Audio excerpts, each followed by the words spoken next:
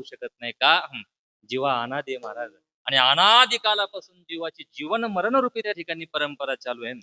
शास्त्रामध्ये काही गोष्टी अनादी सांगितल्या महाराज, आणि त्या अनादी गोष्टीमध्ये जीव अनादी आहे, त्या ठिकाणी ब्रह्म अनादी आहे, त्या ठिकाणी माया अनादी आहे, त्या ठिकाणी ईश्वर अनादी आहे, प्रकृती अनादी आहे, आणि या सर्वांमधला असणारा भेद त्या ठिकाणी अनादी आहे महाराज. म्हणून आपण जीव आहोत. आपण अनंत जन्मापासून जन्माला येतो आणि मरून जातो. जन्माला येणं आणि मरून जाणं हे रात्रंदिवस त्या ठिकाणी जसं चालू आहे, दिवस होणं आणि पुन्हा रात्र होणं, रात्र झाल्याच्या नंतर सूर्य उगवावा आणि पुन्हा त्या ठिकाणी दिवसामध्ये रूपांतर व्हावं, अशी आपली परंपरा चालू आहे. बरं, महाराज म्हणतात, पुनरपि जन्म पुनरपि मरणम पुनरपि जननी जठरे शयनम यह संसारे खल दुस्तरे पाहे मुरारी भज गोविंदम भज गोविंदम भज गोविंदम मूढमते. अरे, पुन्हा पुन्हा जन्माला यावं आणि जन्माला येऊन त्या ठिकाणी आपण भक्ती न करता संसार करून मरावं, फजिती झाल्याशिवाय राहणार नाही. बरं महाराज, म्हणून